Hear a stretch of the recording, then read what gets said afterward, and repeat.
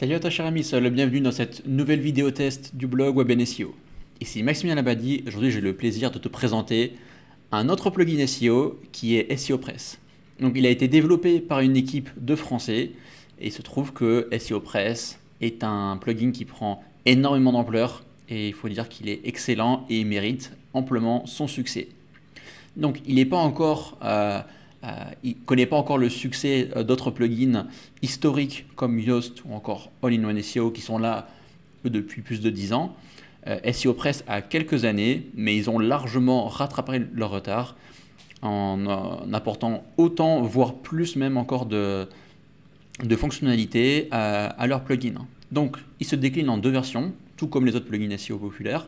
On a la version gratuite qui est superbe et on a la version payante, premium, qui va encore un cran plus loin. Et je te propose qu'on voit ça justement dans un instant sur leur site. Donc à ce jour, SEO Press est plus de 250 000 installations actives, une excellente notation moyenne, il est disponible dans toutes les langues, dont le français bien sûr, vu qu'il a été fait en France à la base. Et je te propose qu'on aille voir un petit peu qu'est-ce que propose la version Pro.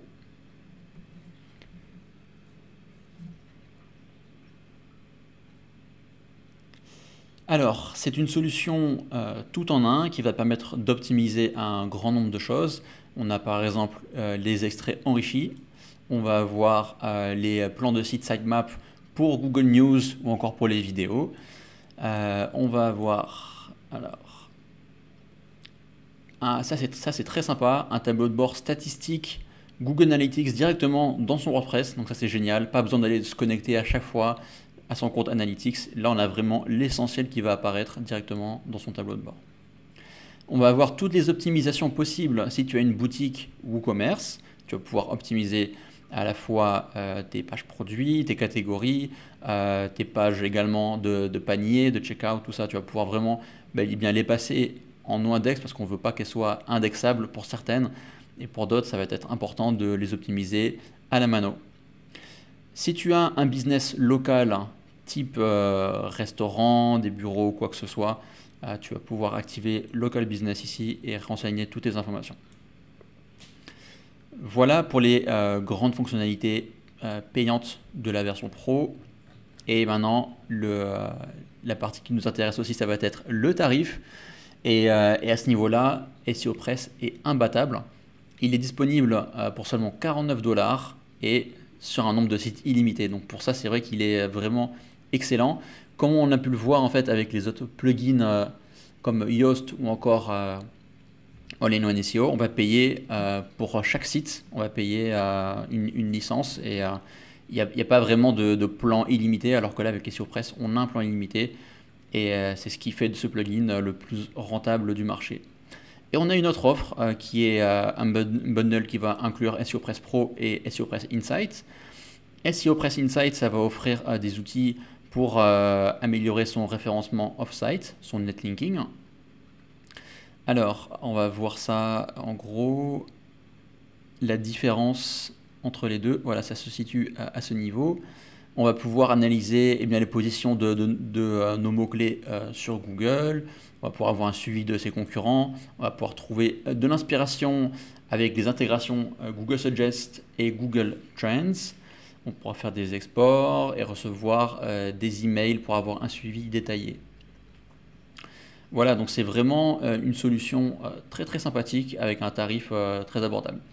Concernant SEO Press Insight, pour le coup, c'est pas illimité sur un nombre de sites sans limite, c'est 99 $ par site.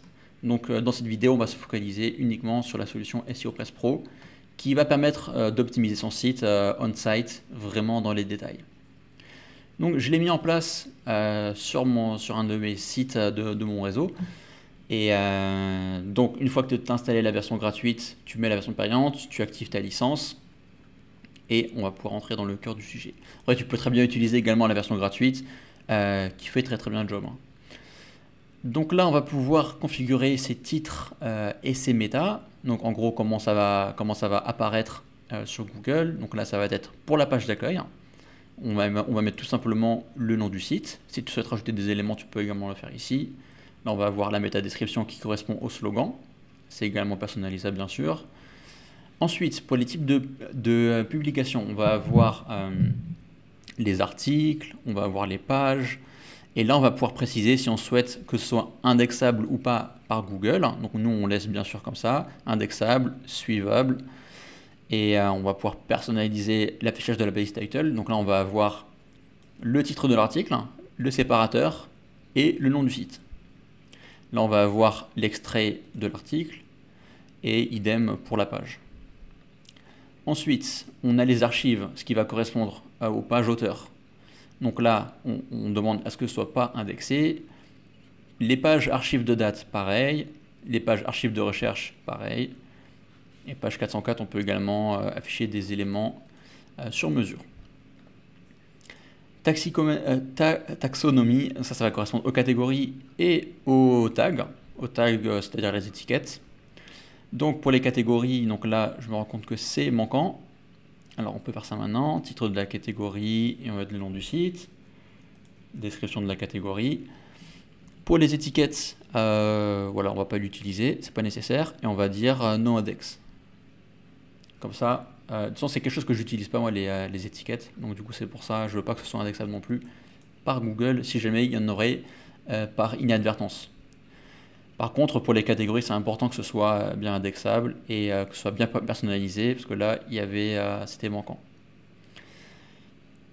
Et là, il précise que c'est mal configuré pour post tag, mais pour le coup, on s'en fout parce qu'on ne l'utilise pas. Voilà, et ensuite, personnalisez vos méta pour toutes les pages. Voilà, donc là, on laisse tel quel. Et je préfère personnaliser au cas par cas. Parce qu'il y a des pages que je souhaite indexable et d'autres que je souhaite qu'elles ne soient pas indexables, par exemple la page mention légale et la page de contact. Donc ça, je le fais manuellement directement sur la page en question. Ensuite, on va pouvoir configurer son plan de site. Donc là, on peut l'activer ici. Il est accessible depuis ce lien, donc on va aller voir ça.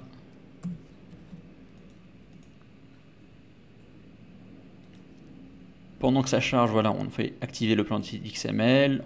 On peut activer également pour les images, pour les vidéos. On peut activer le plan de site HTML. On peut y inclure les différents types de publications. Donc nous, on va mettre que les articles et les pages. On va mettre également les catégories.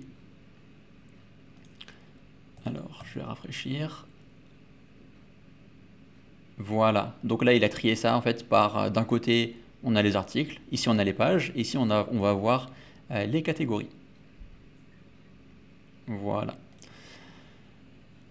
Ok, donc on va même pouvoir exclure certains articles, certaines pages du plan de site HTML si on le souhaite. Pour la partie réseaux sociaux, on va pouvoir configurer ces différentes pages sociales. On va pouvoir également, voilà, on va avoir le knowledge graph qui va pouvoir afficher certaines informations sur Google si Google le souhaite, s'il juge que c'est pertinent. Par exemple, le nom du site, on va avoir le logo, des coordonnées, on va avoir voilà, ce genre de choses. Les comptes sociaux, ça se passe par ici. Et on va voir également, pour les partages sur Facebook et sur Twitter, on va exploiter l'Open Graph et le Twitter Card. On va pouvoir activer les données. On peut mettre une image par défaut si on le souhaite. On peut pouvoir faire la liaison directement avec sa propriété Facebook. Voilà. Pour Twitter, c'est assez similaire. Ensuite, on va voir statistiques et mesures d'audience. Donc ça, c'est si tu souhaites faire la liaison avec une solution comme Google Analytics, ça va se passer par ici. Ça se fait très rapidement. Voilà. Là, tu vas pouvoir faire le suivi avec Google Ads si tu fais de la pub ou encore Google Optimize si tu réalises des A/B tests. Là, tu peux mettre plus de détails encore. Si tu souhaites faire un tracking avec d'autres outils externes, ça peut être par exemple le Pixel Facebook, ça peut être un outil comme Hotjar qui va permettre de suivre un petit peu l'utilisation de ton site par les internautes. Voilà, la partie e-commerce, on va pouvoir aller un cran plus loin avec Google Analytics Enhanced e-commerce pour avoir vraiment les détails par rapport aux événements d'ajout au panier, de retrait du panier, etc. À quel moment ça se passe. Et on va pouvoir rentrer encore plus dans les détails avec les événements. On va voir des statistiques directement dans son tableau de bord. Là, on va pouvoir configurer les éléments vis-à-vis de Analytics et de la barre de cookies RGPD. Donc ça, c'est très très pratique pour pouvoir bien respecter la loi française et européenne. Si tu n'utilises pas Google Analytics, tu peux utiliser Matomo, qui est pour le coup, qui respecte bien dans son intégralité la loi RGPD. Donc tu vas pouvoir l'activer ici. Voilà. Et Clarity, alors ça, je ne connaissais pas. Apparemment, c'est une solution d'heatmap de Microsoft. Voilà. Ensuite, tu vas pouvoir même demander une indexation instantanée de manière manuelle ou automatique pour tes nouveaux contenus. Donc ça, c'est très sympa. Tu auras juste à activer ici, Google Bing. Ensuite, là, tu vas pouvoir saisir tes URL. Et pour que ça fonctionne bien, il va falloir suivre une certaine marche. Dans les réglages, donc tu vas devoir connecter ton site avec Google Indexing API. Donc tu verras, il y a un guide, SEOpress a créé un guide ici qui t'explique étape par étape comment pouvoir récupérer ce code-là. Ensuite, il faut que ton site soit bien présent dans la Search Console, et ce que je n'ai pas encore fait, donc c'est pour ça que la connexion n'est pas encore faite. Et ici, tu vas pouvoir générer une clé API avec Bing automatiquement, donc ça c'est beaucoup plus simple, tu as juste à cliquer sur un bouton, et donc c'est réglé. Voilà, alors je vais réessayer. Alors, pour le coup, ça marche pas, mais il me semblait que ça avait bien marché avec un autre site. Mais voilà, si tu as le moindre souci, en tout cas, n'hésite pas à remonter l'info à SEOpress. En général, ils sont assez réactifs. Donc voilà pour l'indexation instantanée, ça c'est vraiment génial. Tu n'as plus besoin de trop te prendre la tête quand tu as un nouveau contenu qui est publié, ça se fait automatiquement. Donc ça vaut vraiment le coup quand tu as un projet solide. Voilà, ça va te prendre 5-10 minutes à mettre en place et après c'est fait. Ensuite, on va avoir la partie avancée. Alors là, ça va concerner tout ce qui est le référencement des images, l'apparence et la sécurité. Donc, comment j'ai fait ça? Alors, j'ai demandé de rediriger les pages des fichiers joints vers la publication parente, parce que lorsqu'on upload une image sur son site WordPress, WordPress peut créer une page dédiée pour cette image, et tu pourrais de manière malencontreuse, lorsque tu publies une image dans ton article, il se peut que cette image fasse un lien vers ce fichier joint. Donc ça fait une page supplémentaire qui ne sert à rien. C'est pas top pour son SEO. Donc du coup, là, on va demander que ces pages de fichiers joints redirigent directement vers la page parente. Voilà, pour le coup, c'est beaucoup mieux. Tu peux aussi demander à ce que ces fichiers joints renvoient vers l'URL de l'image. Tu peux demander à SEOpress de nettoyer le nom de l'image lorsqu'il y a des caractères spéciaux. Donc ça peut poser des soucis éventuellement plus tard. Notamment si tu as par exemple une migration de site, ça peut clairement poser problème. Donc là au moins ça te fait des noms de fichiers qui sont propres.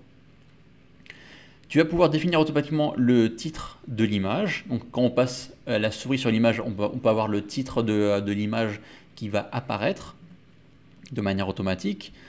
On peut définir automatiquement le texte alternatif, donc la balise Alt. Ça, c'est ce qui va permettre d'indiquer à la fois au moteur de recherche la signification d'une image, mais également ça peut être utile pour les personnes malvoyantes.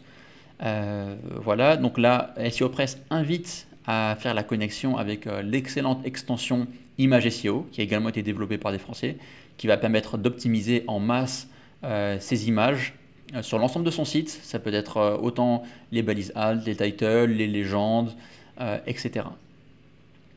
Ensuite, là, on va pouvoir définir automatiquement le texte alt de l'image depuis les mots-clés cibles. Donc, il faut savoir que quand on édite un article ou une page dans WordPress, on va pouvoir indiquer au plugin SEOpress son mot-clé ciblé. Donc, ça se trouve ici, voilà, mot-clé cible. Là, pour le coup, j'ai mis ça. Et par exemple, dans ce cas-là, comme cette case est cochée, eh bien, si par déconvenu, le rédacteur a oublié de renseigner la balise alt de l'image, eh bien, là, on va avoir automatiquement cet élément qui a été renseigné ici. Donc ça, c'est assez sympa. On peut également définir automatiquement la légende de l'image et la description de l'image. Donc voilà pour ça. Ça, c'est très intéressant. Là, si tu souhaites, tu peux supprimer l'élément catégorie dans les URL. Donc ça va permettre d'avoir un aperçu plus sympathique au niveau des URL des catégories. Tu peux, si tu le souhaites, enlever le slash à la fin des méta, c'est-à-dire tout ce qui est permalien d'articles, de pages ou des catégories, tu peux l'enlever. Moi personnellement, je le laisse. Et là, tu vas pouvoir aussi cocher toutes ces cases qui va te permettre de faire disons, un nettoyage de certains éléments qui ne sont pas forcément nécessaires. Tu peux même, par exemple, supprimer le champ site web des commentaires. Donc ça te permet de réduire considérablement le spam co qui est assez courant voilà, sur les sites WordPress. Voilà, donc tu pourras regarder un petit peu tout ça dans les détails. C'est assez pratique. Ensuite, là, on va avoir des outils. Alors, il y a Mesha qui te demande un petit peu d'attention. Je pense qu'il commence à avoir un petit peu faim. Là, tu vas pouvoir exporter tes réglages pour les mettre en place sur un autre site, pourquoi pas. Tu vas pouvoir configurer extensions, les redirections, le sitemap vidéo, voilà. Dans la partie pro, qu'est-ce qu'on va avoir dans la partie pro? Ah voilà, là il y a pas mal d'éléments très intéressants. On va avoir déjà la partie locale. Si tu as un business local, tu vas pouvoir l'activer ici et renseigner les différentes informations comme l'adresse de ton entreprise, Dublin Core, donc ça on va l'activer. Ça va concerner les méta tags pour Bing, Baidu, Yandex, les annuaires. Voilà, c'est le petit plus. Pour les extraits enrichis, on va pouvoir activer ici. On va mettre voilà, son logo. On peut même préciser son menu ici, ça c'est bien. On va pouvoir activer ou non le fil d'Ariane. Si on a une boutique e-commerce sous WooCommerce, on peut activer ça ici. Là, on va pouvoir passer en no-index les pages panier, les pages commandes, les pages de compte utilisateur. Tout ça, c'est essentiel. Voilà. Si tu utilises Easy Digital Download pour vendre des produits numériques ou encore des services, tu vas pouvoir l'activer ici. Tu vas pouvoir lier PageSpeed Insights avec l'API de PageSpeed Insights ici. Comme ça, tu vas pouvoir avoir des retours directement sur la performance de ton site et de chacune de tes pages et de tes articles. Alors ça va être pour inspecter les URL avec Google Search Console. Je pense que ça doit être lié avec l'API d'indexation de Google. Voilà, là tu vas pouvoir personnaliser ton fichier robot.txt qui est à destination des moteurs de recherche. Si tu as un site Google News, tu vas pouvoir activer le plan de site Google News ici, avec les différents types d'articles que tu souhaites inclure. Là, tu vas pouvoir configurer les redirections, la page d'erreur 404. Le htaccess, tu peux le personnaliser directement ici. Le flux RSS, les réécritures d'URL. Tu peux également mettre des conditions spéciales ici. Et voilà, on va aller voir la partie schéma. C'est là où tu vas pouvoir configurer en gros les différents types d'extraits enrichis sur ton site. Donc ça c'est en brouillon, je supprime. Donc en gros, comme ça c'est un site de communiqué de presse assez classique, j'ai calé tous les articles en tant que type d'extrait enrichi article. Et je vais te montrer un petit peu comment ça se passe au niveau des autres types d'extraits enrichis disponibles. Alors là tu vas pouvoir préciser ton type de schéma. Là tu vois, on va voir article type page web, on va voir les local business, foire aux questions. Si c'est un cours, si c'est une recette, si c'est une offre d'emploi, si c'est une vidéo, un événement, un produit, si c'est un service, si c'est un logiciel, si c'est un avis produit que tu fais, ou tu peux même personnaliser encore dans les détails. Tu vas pouvoir préciser ça ici. Ensuite, tu vas pouvoir dire quel type de contenus vont être concernés. Ça peut être par exemple une catégorie spécifique. Par exemple, si on a une catégorie avis, eh bien, on va pouvoir le préciser ici et ensuite on va mettre avis. Si on a une catégorie qui est des foires aux questions, on va pouvoir le préciser ici et on va mettre là foire aux questions, etc. etc. Donc c'est vraiment très très facile à configurer. Tu peux également mettre des règles. Si tu souhaites par exemple que voilà, certains articles ils soient inclus ou exclus, tu peux également le faire ici assez facilement. Donc voilà pour ça. Là tu vas pouvoir configurer tes redirections, donc ça va permettre d'éviter d'avoir encore un plugin supplémentaire. Tu vas pouvoir rajouter des règles spécifiques ici ou faire des redirections assez simples. Tu vas pouvoir également préciser le type de redirection. Si c'est une redirection temporaire 302, Si c'est une 301, si c'est une redirection permanente, déplacée temporairement, bah, je sais pas trop la différence entre 302 et 307, mais en gros, moi j'utilise beaucoup la 301, parce que je fais ça de manière permanente. Et voilà, tu n'as plus qu'à mettre en gros l'URL de redirection. Et si tu souhaites mettre des règles encore spécifiques, ça peut se faire, tu peux mettre en place des regex. Voilà, pour les connaisseurs. Voilà, là tu vas pouvoir avoir un aperçu des liens cassés sur ton site. Donc il faudra lancer un scan des liens cassés. Ensuite tu vas pouvoir les corriger très facilement en un clic. Donc voilà pour ce tour d'horizon de SEOpress qui est eh bien l'un des tout meilleurs plugins SEO du marché. Donc c'est un plugin que j'utilise de plus en plus, notamment parce que j'ai pris la version pro qui est hyper rentable. Il faut dire que 49 $ pour un nombre de sites illimité, voilà, c'est vraiment sympa de leur part. Et j'espère que ce tarif va durer voilà, le plus longtemps possible pour les nouveaux clients à venir. Donc merci de m'avoir suivi jusqu'au bout. Si tu as des questions sur SEOpress, n'hésite surtout pas à m'en faire part. Quant à moi, je te dis à très bientôt pour de nouvelles vidéos. Ciao!